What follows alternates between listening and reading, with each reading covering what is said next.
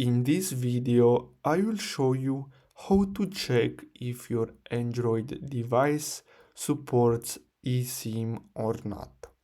So the first step is to simply go to your settings on your Android device, and then you're gonna have to simply tap on connections at the top, and then here you're gonna have to simply tap on SIM manager.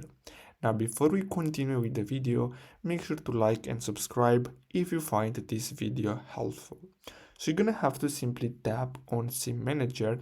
I'm not gonna do that right now because it's gonna show you my number, but I made a screenshot. So it's gonna look something similar to this. So at the top you have your SIM cards, and then you should see this option which is add eSIM. So basically that's all you have to do. Of course, if you want to add it, simply tap on the add button and add your eSIM. And basically that's it for today's video. I really hope you found this video helpful.